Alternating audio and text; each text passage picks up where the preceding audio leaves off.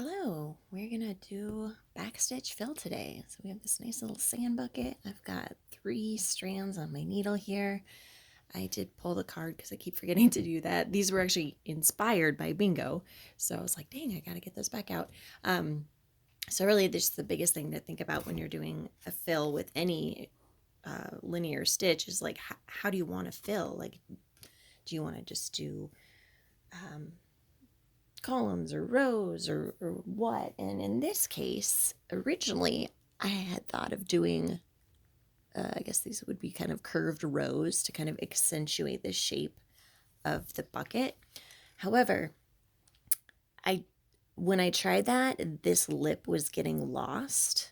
So instead, I suggest doing this lip here and then doing actually columns. They're going to be a little bit flared, right, to kind of match that outline. So let's just get started. Too much talking, not enough stitching. So when I fill with a linear stitch, I like to start with an outline, right?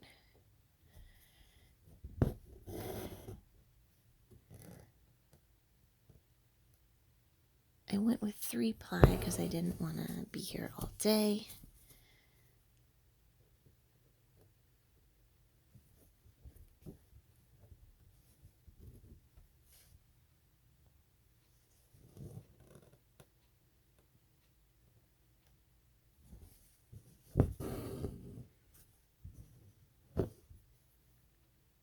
You'll want to just think about the same things we think about when we are doing backstitch, which is matching up those holes so we don't have gaps between our stitches.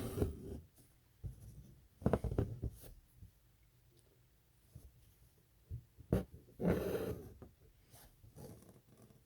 maybe planning ahead a little better than I did so that your stitches don't go from large to small.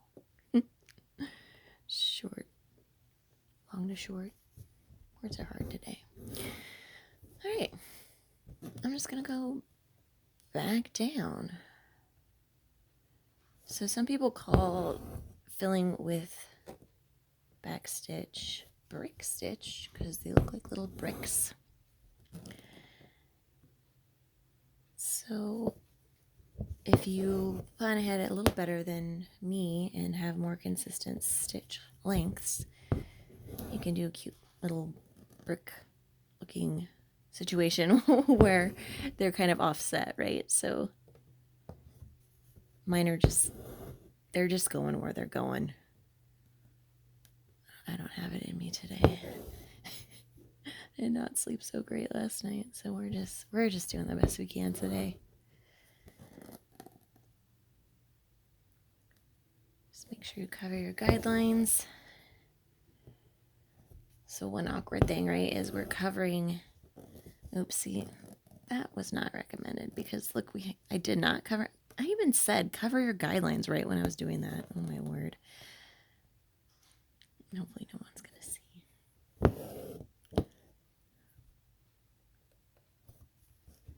All right, what I was saying is the handle. Yes, we're covering the handle. So when we do the handle over these stitches, we're gonna have to be a little creative.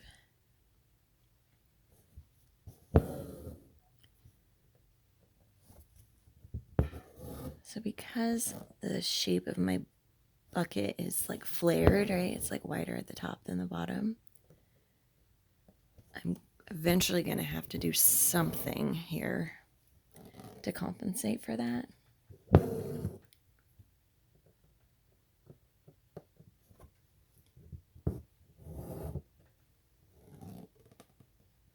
think I'm stalling. Okay. Let's go ahead and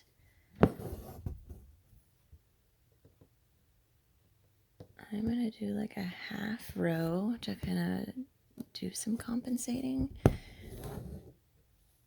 Actually, I'm just going to stop right there. Okay, we just added a random stitch. And I'm just going to add another random stitch.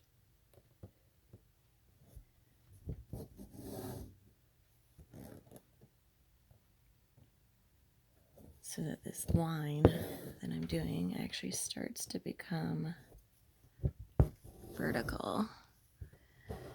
Okay, do you see how that kind of came together? If you're doing like the perfect little bricks, it's going to be harder. I'm going to move to this side and keep going.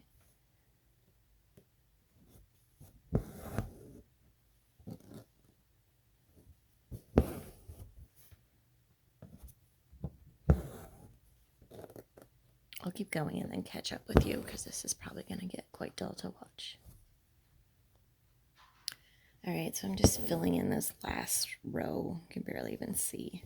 I can just kind of see a little bit of the fabric, so I'm trying to get in here. And it's at this point, it's kind of a mess. I made the mistake of filming on a day when I don't feel very patient today, which is like, oof. Good luck doing hand embroidery then, right? All right, so I'm just sneaking in an extra stitch because there was a hole there. Oh God, what happened to my camera? I can't even see you. I'm sorry. Okay. Okay, here's the part I actually wanted to teach you guys. Okay, so what I'm going to do along the back here, I'm just going to do like an outline here, back stitch like this. Because when you if you fill in this part, all of a sudden your bucket just turns into a blob. We don't want a blob. I think that can be one of the hardest things, like when filling shapes with hand embroidery stitches, is like, how do you keep the distinction in the shape? Like, how do you know you have a bucket, not a blob? Like when your kid brings home their project, you're like, oh, it's what is it? All right, so I'm gonna do a trick here. I kind of, well, you'll see here in a second. So I moved my floss a little bit so here's my tail, right? So I pushed I don't even know how to say this. Basically, I'm working with 6 strands right now. Okay, it's doubled over. The tail is behind the fabric because I want 6 strands right now. Because that way this lip will kind of stand out a little bit more from everything else. Actually, it looks like I probably could have. Well, actually, no, that's going to get covered with our handle, so we're good. We're good. So this just makes even a little bit more distinction above that horrid backstitch fill. It was really painful for me today. There we go. And then we'll do the little handle really quick here. Let's see, I grabbed some white for that. And we can just do back stitch.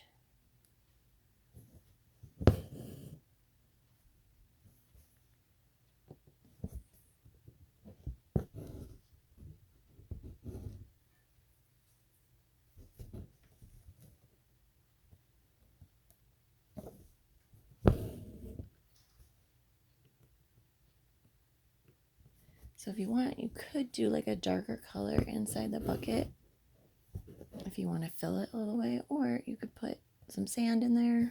I'll show you what that looks like in a second here.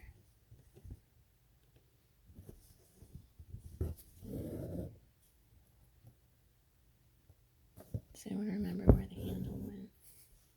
Somewhere around here.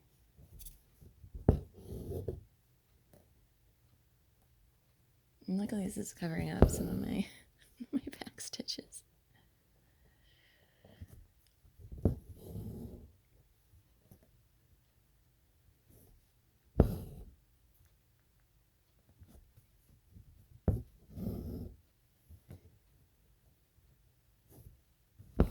Yeah, actually looks like a bucket. Thank goodness.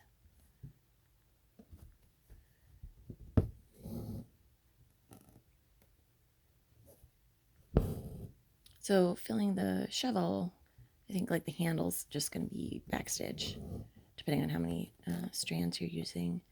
And then this part will just be a couple of columns to fill. All right, we made a bucket. So again, if you are patient, you can make it look a little better. See, in this case, I did do more of that bricklaying effect.